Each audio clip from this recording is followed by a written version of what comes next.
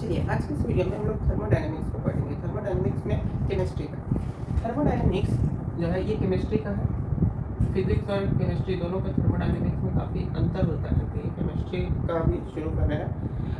Thermodynamics chemistry में thermodynamics का मतलब तो सेम होता है। थर्मो का मतलब होता है, थर्मोडायनेमिक्स में थर्मो का मतलब होता है हीट एनर्जी। इसका मतलब क्या होता है? Heat energy. और डायनेमिक्स मतलब होता है मूवमेंट या मोशन, यानी मोशन ऑफ हीट एनर्जी या movement of heat energy is known as thermodynamics. समझ में आते हैं? अब इस थर्मोडायनेमिक्स में तीन चीज़ हमको जानना है। सबसे पहले तीन चीज़ है: सिस्टम, सराउंडिंग और यूनिवर्स। ये तीन चीज़ को जानना है हमको। तीनों चीज़ जानना है। सबसे पहले सिस्टम क्या होता है? जो भी चीज़ हम अभी आसपास देख रहे हैं वो सारा का सारा सिस्टम है। जैसे कि ये पेन, ये मार्कर भी एक सिस्टम है। मैं जो खड़ा हूँ मैं भी एक सिस्टम हूँ।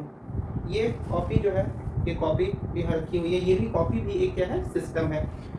तो जो भी चीज़ हम अपने सराउंडिंग में देख रहे हैं वो क्या है? सिस्टम। सराउंडिंग में नहीं, अपने पास में जो देख रहे हैं वो सिस्टम है।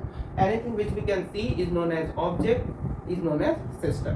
और सिस्टम के अराउंड जो स्पेस होगा, स्पेस अराउंड द सिस्टम, जैसे कि ये कॉपी एक सिस्टम हो। अब इस सिस्टम के अराउंड में इसमें जितना भी स्पेस है, इसके आसपास जितना भी इस कॉपी के स्पेस है, या मेरे आसपास जितना स्पेस है, इस मार्कर के आसपास जितना स्पेस है, वो सारे के सारे क्या हुए? सराउंडिंग हुए।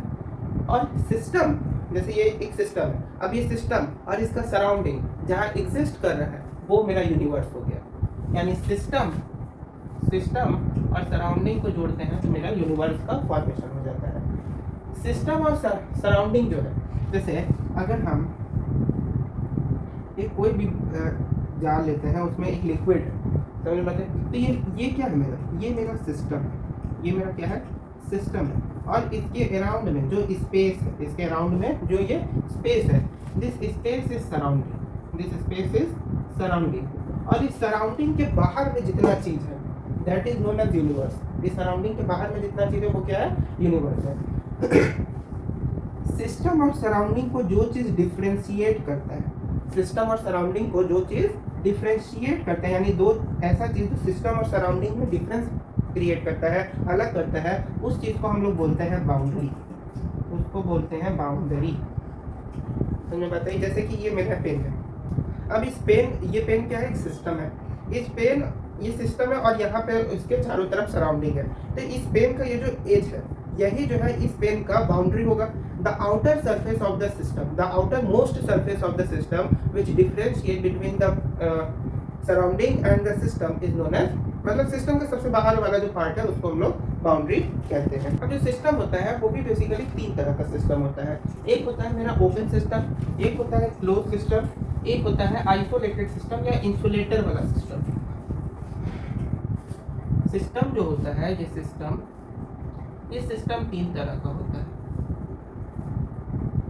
एक होता है ओपन, एक होता है क्लोज, एक होता है आइसोलेटेड या इंसुलेटेड या इंसुलेटर वाला सिस्टम। ओपन सिस्टम क्या होता है? जैसे यहाँ पे ये जो है, इसमें मेरे पास हॉट H2O, गर्म पानी, एक गर्म पानी है। अब इस गर्म पानी में होता क्या है कि इसके अंदर हीट एनर्जी भी क्या, चल पानी अगर हॉट है तो मतलब उसके अंदर हीट एनर्जी है। अब धीरे धीरे होगा क्या कि बाहर में, यानी ये जो सिस्टम है इसमें मेरा हीट एनर्जी है। अब इसके सराउंडिंग में जो हीट एनर्जी कैप्चर्ड है, इसके सराउंडिंग का हीट एनर्जी क्या होगा? इसमें आएगा। सबसे पहले इसका जो हीट एनर्जी है वो, क्योंकि ये क्या है? ओपन सिस्टम है, यानी ऊपर से खुला हुआ है, तो इसका हीट एनर्जी कहाँ जाएगा? बाहर की तरफ जाएगा। और सराउंडिंग का हीट एनर्जी कहाँ आएगा? अंदर की तरफ आएगा। यानी अंदर का हीट एनर्जी बाहर और बाहर का हीट एनर्जी अंदर। अंदर का हीट एनर्जी क्या हो रहा है? बाहर जा रहा है। और बाहर का हीट एनर्जी क्या हो रहा है? अंदर जा रहा है। जिसके कारण यहाँ पे वेपर्स, यानी कि वो जो भाप नहीं, जैसे चाय पकड़े रहते हैं या कोई भी गर्म चीज़ पकड़ो तो उसके ऊपर वेपर्स निकलता है, धुआं निकलता है, भाप निकलता है, वही चीज़ इसी कारण से होता है। इसके ऊपर क्या हो रहा है? वेपर्स के फॉर्म में। ये क्या है? वेपर है। ये जो वाटर हॉट H2 है उसका क्या है? वेपर है। जिसके क्यों हो रहा है? क्योंकि हीट एनर्जी यहाँ पे क्या है? ये हीट है। इसके अंदर से हीट बाहर जा रहा है और बाहर का हीट क्या हो रहा है? अंदर की तरफ आ रहा है। तो यहाँ पे घटना क्या घट रही है, यहाँ पे टोटल 3 घटना घट रही है। पहला घटना, पहला ए नंबर में पहली घटना ये घट रही है कि हीट का एक्सचेंज हो रहा है। यहाँ पे क्या हो रहा है, हीट का एक्सचेंज हो रहा है, और अंदर का जो हीट एनर्जी है, यानी इस सिस्टम के अंदर में जो, क्योंकि हॉट वाटर रखा है तो सिस्टम के अंदर जो हीट एनर्जी है वो बाहर के हीट एनर्जी के कंपैरिजन में हाई है। तो यहाँ पे एक तो पहला चीज तो हीट एनर्जी का एक्सचेंज हो रहा है, हीट जो है वो एक्सचेंज हो रहा है। दूसरा चीज कि हीट एनर्जी, हीट जो इनसाइड है वो ज़्यादा है आउटसाइड से, आउटसाइड जो हीट एनर्जी है उसके कंपैरिजन में अंदर का हीट क्या है, ज़्यादा है। तीसरा चीज, अब क्योंकि इसके अंदर हीट एनर्जी ज़्यादा है और मोस्ट ऑफ द जो वाटर है वो क्या हो रहा है, वेपर के फॉर्म में बाहर की ओर फ्लो आउट हो रहा है। तो वेपर के फॉर्म में अगर वाटर फ्लो आउट हो रहा है तो जाहिर सी बात है इसका क्या होगा, वॉल्यूम डिक्रीज करेगा, इसका वॉल्यूम क्या होगा, डिक्रीज करता जाएगा।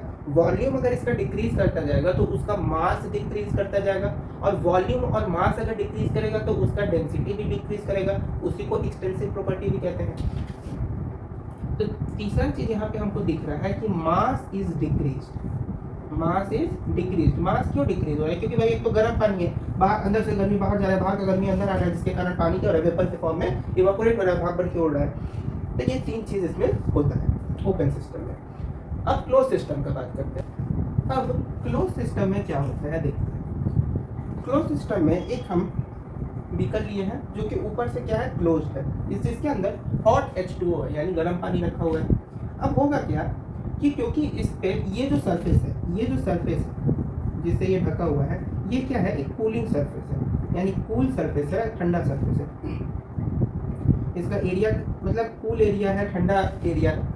तो होगा क्या, अब ये जो सिस्टम है क्लोज सिस्टम, इसमें ये इसका जो बीकर का जो एज है वो यहाँ पे क्या है, बाउंड्री है। इस बीकर का एज क्या है, यहाँ पे बाउंड्री है, क्योंकि वही जो है सिस्टम और सराउंडिंग के बीच में डिफरेंस बता रहा है। यही ये जो बाउंड्री है बीकर का, यही चीज बता रहा है ना, सिस्टम और सराउंडिंग के बीच में डिफरेंस। तो ये जो है मेरा बाउंड्री हो गया। अब क्योंकि ये क्या है, एक क्लोज सिस्टम है, इंसुलेटेड सिस्टम नहीं है, क्लोज सिस्टम है, जिसके कारण इसमें हीट एनर्जी क्या होगा कि इसका जो ये बाउंड्री है, इस बाउंड्री के थ्रू हीट एनर्जी क्या होगा, एक्सचेंज होगा। यानी हीट एनर्जी का जो एक्सचेंज होगा क्लोज सिस्टम में वो बाउंड्री के थ्रू होगा। अब यहाँ पे भी अगर हीट एनर्जी का एक्सचेंज हो रहा है तो उससे क्या होगा कि ये जो हॉट वाटर है यानी गर्म पानी, वो क्या होगा, वेपराइज होगा। वेपर बन के कहाँ जाएगा, ऊपर की तरफ जाएगा, वेपर बन के ऊपर की तरफ जाएगा। और यहाँ पे वो धीरे धीरे, जैसे देखते ना, जैसे जब पता नहीं देखते हो कि नहीं, जैसे पानी या गर्म करो, पानी क्या करो, उबालो, पानी गर्म किए, पानी जैसे उबल रहा है लेकिन उसके ऊपर कोई एक प्लेट रख दी है, और उसके बाद प्लेट हटाओ कुछ देर। जैसे पहले तो पानी को 100 डिग्री सेल्सियस पे क्या किए, बॉईल किए, उसके बाद कुछ समय बाद उस पे से प्लेट को क्या करो, हटाओ। पहले प्लेट रखे दिए, उसके बाद 100 डिग्री सेल्सियस पे पानी बॉईल हो गया, उसके बाद प्लेट हटाए, तो देखेंगे उस पर क्या होता है, प्लेट पे वाटर जो है पूरी तरीके से स्प्लिट होता है, यानी वाटर ड्रॉप्स जो होते हैं, वाटर मॉलिक्यूल्स जो है टोटली उस प्लेट के ऊपर, उस प्लेट का जो सरफेस एरिया उस पर पूरा क्या होता है, स्प्लिट होता है, स्प्लिट होता है। तो वही चीज़ है कि ये जो वेपर होते हैं ये क्यों होता है, देखो यहाँ पे इवापोरेशन प्रोसेस हो रहा है, वेपराइज होके जा रहा है, तो इवापोरेशन प्रोसेस हो रहा है। और क्योंकि यहाँ पे ये क्या है, कूल एरिया है, तो यहाँ पे जब ये वेपर सब पहुँचता है, यहाँ पे जब ये वेपर सब पहुँचता है तो क्या होता है, क्योंकि ये कूल एरिया है जिसके कारण यहाँ कंडेंसेशन होता है, और कंडेंसेशन होता है तो जो एयर में वाटर प्रेजेंट है वो अगेन किस में कन्वर्ट होने लगता है, लिक्विड फॉर्म में। और लिक्विड फॉर्म में जब ये कन्वर्ट हो जाएगा, जब ये किस में कन्वर्ट हो जाएगा, लिक्विड फॉर्म में, तो अगेन जो है ड्रॉप बन के फिर जो है यहीं पे नीचे गिरने लगेगा। जैसे पहले तो पानी वेपराइज हुआ, यहाँ पे कंडेंसेट हुआ, फिर ड्रॉप बन के इसी में नीचे गिरने लगेगा। तो शुरुआत में जब यहाँ पे पानी वेपराइज्ड हुआ, जब पानी यहाँ पे वेपराइज्ड हुआ, तो उस केस में इसका जो वॉल्यूम है इनिशियली क्या होगा, उसका वॉल्यूम डिक्रीज करेगा, क्योंकि पानी वेपराइज्ड होके पानी में डेंसिटी जो पानी का जो स्तर है वो क्या हो रहा है, धीरे धीरे कम हो रहा है, क्योंकि कुछ पानी तो वेपराइज हो रहा है ना। तो इनिशियली इसका वॉल्यूम क्या होगा, डिक्रीज करेगा, लेकिन बाद में जाके फाइनली इसका वॉल्यूम जो है इंक्रीज करेगा। वॉल्यूम में कोई चेंज नहीं आएगा, क्योंकि फाइनल में तो जो ड्रॉपलेट्स जो पानी जो भी वाटर जो था वो वेपराइज होकर यहाँ गया था, वो अगेन ड्रॉपलेट्स के फॉर्म में गिर रहा है। तो वॉल्यूम में तो कोई चेंज मेरा होगा नहीं, और जब वॉल्यूम में मेरा कोई चेंज नहीं होगा तो मास में कोई चेंज नहीं होगा, वॉल्यूम में कोई चेंज नहीं होगा तो मास में कोई चेंज नहीं होगा। यानी कि यहाँ पे भी हीट का एक्सचेंज हो रहा है, लेकिन वो सिस्टम के बाउंड्री के थ्रू हो रहा है, क्योंकि यहाँ पे ये सिस्टम इंसुलेटर नहीं है, इसीलिए बाउंड्री के थ्रू क्या हो रहा है, हीट का एक्सचेंज हो रहा है। तो ये हो गया क्लोज सिस्टम की। अब देखते हैं आइसोलेटेड सिस्टम को। आइसोलेटेड सिस्टम को इंसुलेटर का सिस्टम भी बोला जाता है। जैसे इसमें क्या होता है कि कोई भी सिंपल ऐसे बीकर नहीं होता है। इसका जो बीकर होता है आइसोलेटेड सिस्टम का, उसका ये जो बाउंड्री होता है, ये उसका जो ये बाउंड्री होता है, this boundary is made up of insulator. और ये एक तरह का क्लोज्ड सिस्टम ही होता है। क्लोज सिस्टम यानी कि इस क्लोज सिस्टम में, जिस क्लोज सिस्टम में बाउंड्री जो है इंसुलेटर का बना हो, वो क्या हो जाएगा आइसोलेटेड सिस्टम। और जिसमें नॉर्मल बाउंड्री मतलब नॉर्मल इंसुलेटर वाला बाउंड्री ना हो, वो क्या हो जाएगा क्लोज सिस्टम हो जाएगा। तो ये इंसुलेटर हो गया। अब यहाँ पे पूरा पूरा वाटर हॉट जो है H2O भरा हुआ है, ये क्या मेरा हॉट वाटर, हॉट वाटर है। तो यहाँ पे अब होगा क्या कि अगेन, क्योंकि यहाँ पे हीट एनर्जी का भी एक्सचेंज होने सकता है, इंसुलेटर का बना हुआ है, तो वो जो है ना ही अंदर से हीट एनर्जी को बाहर जाने देगा, ना बाहर से हीट एनर्जी को अंदर आने देगा। दोनों ही केस में हीट का एक्सचेंज नहीं होगा। हीट का एक्सचेंज नहीं होगा तो ना ही वेपर्स का फॉर्मेशन होगा, ना वॉल्यूम में डिक्रीजमेंट आएगा।